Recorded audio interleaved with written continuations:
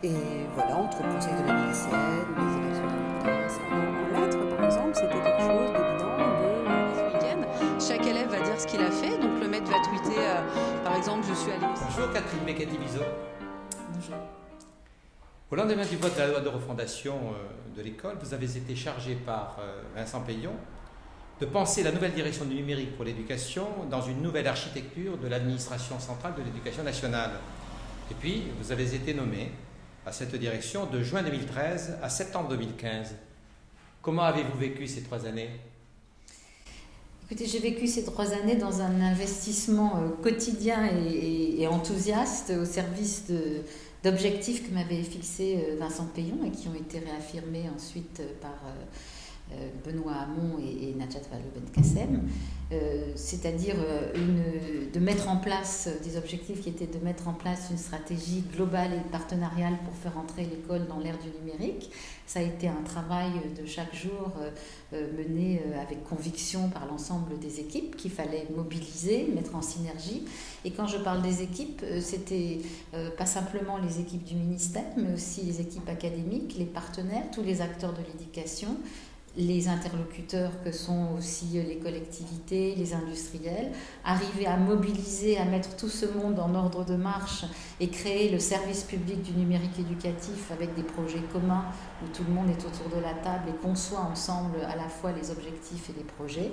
C'est une très belle expérience qui n'est pas simplement une expérience, puisque aujourd'hui les choses sont en place, en tout cas je l'espère, qu'elles sont non seulement inscrites dans la loi, mais qu'elles ont maintenant une réalité. C'est un mode d'organisation, un instrument de pilotage et de coordination qui est là, qui est réel et qui fait que j'ai vécu ces 3 ans vraiment dans la conviction d'avoir d'être à un tournant, un moment de grand changement du système éducatif, mais un changement de fond à la fois dans les modes d'organisation, dans les pédagogies, dans les questionnements sur quelles valeurs, quels objectifs pour l'école, quelle école nous voulons pour nos enfants.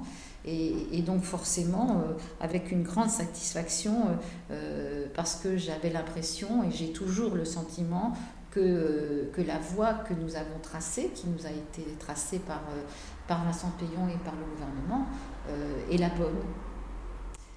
C'est vous qui avez choisi de proposer l'appellation direction du numérique pour l'éducation. Est-ce que vous pouvez nous en rappeler les raisons ? Pour l'éducation, par opposition à simplement une direction du numérique pédagogique ou du numérique éducatif. Bien sûr, la transformation principale que nous devons conduire, c'est la transformation pédagogique, à la fois des contenus et des méthodes pédagogiques pour faire progresser les élèves, les faire tous réussir pour une école plus inclusive, plus juste, plus efficace. Mais c'est aussi une transformation qui doit toucher la gestion globale du système éducatif et le service à la communauté éducative qui n'est pas simplement les élèves et les enseignants, mais aussi les parents, les collectivités partenaires, tous ceux qui sont acteurs de l'éducation, les associations aussi qui travaillent avec l'éducation. Donc l'ensemble de ce dispositif doit être simplifié, rendu plus fluide. Le service à l'usager doit être véritablement ce qui guide notre transformation. Et c'est pour ça que j'ai souhaité que ce soit le numérique pour l'éducation, c'est-à-dire au service de l'ensemble de la communauté éducative, en n'oubliant pas, et c'est une des originalités de la direction du numérique, que d'ailleurs la DISIC actuellement au niveau interministériel est un modèle qui est en train de suivre, puisqu'on va avoir une direction interministérielle du numérique et des systèmes d'information. C'est exactement ce que nous avons fait à la DNE, parfois on l'oublie, on n'en parle pas suffisamment. La DNE réunit 2 services. Le service des technologies et systèmes d'information qui constitue le socle, l'infrastructure et le socle technique de l'ensemble des services que nous mettons en place. Et puis le service évidemment du numérique éducatif qui se concentre sur les ressources, les pratiques, les usages et les établissements scolaires et la vie des établissements scolaires. Mais ces 2 services ne sont pas au même niveau, ils le sont administrativement, mais l'un constitue le socle support de l'autre. Tout ce qui se passe dans les académies, en particulier au niveau d'un établissement scolaire, pour le numérique éducatif, implique que équipement, infrastructure, maintenance, système d'information soient mis en place, fonctionnent simplement et dans un cadre sécurisé et cohérent. Et ça, c'est ce qu'on ne voit pas, c'est le back-office, mais c'est absolument indispensable pour développer un service public efficace, réactif, sans obstacle à la mise en place de ce que nous préconisons chaque jour, c'est-à-dire du déploiement du numérique dans l'enseignement. Un professeur qui ouvre son ordinateur et les tablettes de ses élèves et qui n'a pas de connexion ou qui a des filtrages qui font qu'il ne peut pas accéder à la ressource dont il a besoin est vraiment embarrassé dans son enseignement, et c'est évidemment aussi ça qu'il faut avoir en tête quand on veut créer un service public du numérique éducatif. Donc voilà le sens de cette appellation. Elle n'était pas neutre, c'était le fruit d'une réflexion menée collectivement d'ailleurs, parce que la direction a été créée sur le mode collaboratif. On l'a oublié, mais c'est très important de savoir que tout le monde y a participé. Alors, vous parlez de collaboratif, vous parlez d'équipe, mais moi, je voudrais vous poser une question un peu personnelle. Que souhaitez-vous que l'on retienne de votre action à la DNE ? Ce que je souhaite que l'on retienne, c'est qu'on a réussi à créer cette direction. C'était pas gagné, c'était un beau projet du ministre. C'était une volonté du gouvernement de donner priorité à la fois à la jeunesse et au numérique, parce que ce sont les leviers de changement et de modernisation de l'école.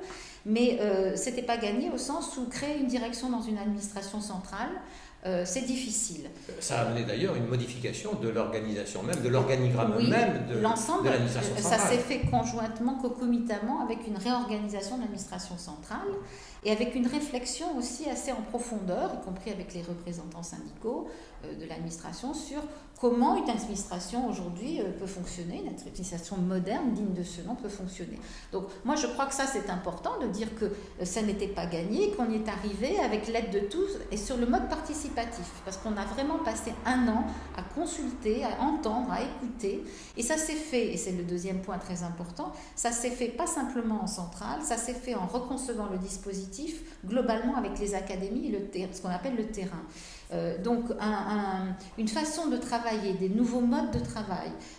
Bien sûr, le pilotage vertical existe toujours et il faut aussi ce pilotage, ces grandes orientations qui servent de guide à l'action publique, mais il faut aussi prendre en compte les projets, les initiatives et les partenaires qu'on a sur le terrain. Alors ce sont les acteurs de l'éducation dans les établissements scolaires et les académies, mais ce sont aussi les collectivités territoriales qui sont des partenaires à part entière et avec lesquels nous travaillons sur la base de projets.